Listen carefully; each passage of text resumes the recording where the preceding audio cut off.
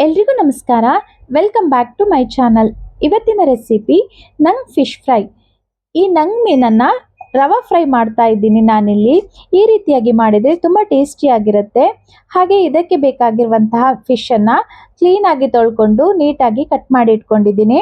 ಹಾಗೆ ಇದಕ್ಕೆ ಬೇಕಾಗಿರೋ ಮಸಾಲವನ್ನು ಕೂಡ ರೆಡಿ ಮಾಡ್ಕೊಂಡಿದ್ದೀನಿ. ಇಲ್ಲಿ 1 ಚಮಚ ಆಗುವಷ್ಟು ಖಾರದ ಪುಡಿ, ಹಾಗೆ ಅರ್ಧ ಚಮಚ ಆಗುವಷ್ಟು ಅರಿಶಿನ, 1 ಚಮಚ ಆಗುವಷ್ಟು ಶುಂಠಿ ಬೆಳ್ಳುಳ್ಳಿ ಪೇಸ್ಟ್ ಮತ್ತೆ 1 ಚಮಚ ಆಗುವಷ್ಟು ಉಪ್ಪನ್ನ ಸೇರಿಸಿದ್ದೀನಿ. ಹಾಗೆ ಇದಕ್ಕೆ ಬೇಕಾಗಿರುವ ಇನ್ನೊಂದು ಮೇನ್ ಇಂಗ್ರೀಡಿಯೆಂಟ್ಸ್ ಅನ್ನು ಕೂಡ ಸೇರಿಸಿದ್ದೀನಿ.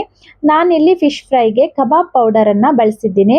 1.5 ಚಮಚ ಆಗುವಷ್ಟು ಕಬಾಬ್ ಪೌಡರ್ ಅನ್ನ ಬಳಸಿದ್ದೀನಿ. ಹಾಗೆ 1 ಲೆಮನ್ ಅನ್ನು ಕೂಡ ಯೂಸ್ ಮಾಡ್ತಾ ಇದ್ದೀನಿ. ಅದರ ಜ್ಯೂಸ್ ಅನ್ನು ಕೂಡ ಇದಕ್ಕೆ ಸೇರಿಸಿದ್ದೀನಿ.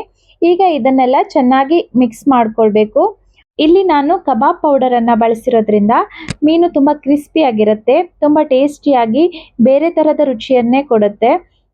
ಹೀಗೆ ಒಂದೊಂದೇ ಮೀನಿಗೆ ನಾವು ಮಿಕ್ಸ್ ಮಾಡ್ಕೊಂಡಿರುವಂತಹ ಮಸಾಲವನ್ನ ಚೆನ್ನಾಗಿ ಅಪ್ಲೈ ಮಾಡ್ಕೊಳ್ಬೇಕು. ಈ ರೀತಿಯಾಗಿ ಚೆನ್ನಾಗಿ ಅಪ್ಲೈ ಮಾಡಿದ್ರೆ ಮೀನು ಚೆನ್ನಾಗಿ ಮಸಾಲವನ್ನ ಹಿಡಿದಿಟ್ಕೊಳ್ಳುತ್ತೆ. ಈ ನಂಗ್ ಮೀನು ಸ್ವಲ್ಪ ಸಪ್ಪೆ ಸಪ್ಪೆ ಆಗಿರೋದ್ರಿಂದ ಸ್ವಲ್ಪ ಉಪ್ಪನ್ನ ಜಾಸ್ತಿ ತಗೊಳುತ್ತೆ. ಉಪ್ಪು ಖಾರ ಸರಿಯಾಗಿ ತಾಗಿದ್ರೆ ಫಿಶ್ ಫ್ರೈ ಚೆನ್ನಾಗಿ ಟೇಸ್ಟಿ ಆಗಿರುತ್ತೆ. ಈಗ ಎಲ್ಲ ಮೀನಿಗೆ ನಾನು ಖಾರವನ್ನು ಅಪ್ಲೈ ಮಾಡಿ ಆಯಿತು. ಹಾಗೆ ಅಪ್ಲೈ ಮಾಡಿದ ನಂತರ ಸ್ವಲ್ಪ ಹೊತ್ತು ಇದನ್ನು ಮುಚ್ಚಿಟ್ಟು ಫ್ರಿಡ್ಜ್ನಲ್ಲಿ ಇಡ್ತಾ ಇದ್ದೀನಿ. ನಾವು ಖಾರ ಹಾಕಿದ ತಕ್ಷಣವೇ ಫ್ರೈ ಮಾಡಿದರೆ ಟೇಸ್ಟಿಯಾಗಿ ಬರೋದಿಲ್ಲ. ಸ್ವಲ್ಪ ಹೊತ್ತಾದರೂ ಫ್ರಿಡ್ಜಲ್ಲಿ ಇಡಬೇಕಾಗತ್ತೆ. ಒಂದು 15 ಮಿನಿಟ್ಸ್ ಇದ್ದರೆ ಸಾಕಾಗತ್ತೆ. ಹಾಗೆ ನಾನಿಲ್ಲಿ ಒಂದು 15 ಮಿನಿಟ್ಸ್ ಆದ ನಂತರ ತೆಗೆದು ನೋಡಿದರೆ ಎಲ್ಲ ಖಾರ ಕೂಡ ಮೀನಿಗೆ ಚೆನ್ನಾಗಿ ಹೊಂದ್ಕೊಂಡಿದೆ. ಹಾಗೆ ಇಲ್ಲಿ ಕಾವಲಿ ಕೂಡ ಬಿಸಿಯಾಗಿದೆ. ಮೀನ್ ಫ್ರೈ ಮಾಡುವಾಗ ತೆಂಗಿನೆಣ್ಣೆಯನ್ನು ಬಳಸಿದ್ರೆ ತುಂಬಾ ರುಚಿಯಾಗಿರುತ್ತೆ. ಆ ತೆಂಗಿನೆಣ್ಣೆಯಲ್ಲಿರುವ ಘಮ ಮೀನ್ ಫ್ರೈ ಜೊತೆಗೆ ಸೇರಿ ತುಂಬಾ ಟೇಸ್ಟಿಯಾಗಿರುತ್ತೆ. ಹಾಗೆ ಪ್ರತಿಯೊಂದು ಮೀನನ್ನು ಕೂಡ ರವೆಯೊಂದಿಗೆ ಅದ್ದಿ ನಾನಿಲ್ಲಿ ಕಾವಲಿಗೆ ಹಾಕ್ತಾ ಇದ್ದೀನಿ.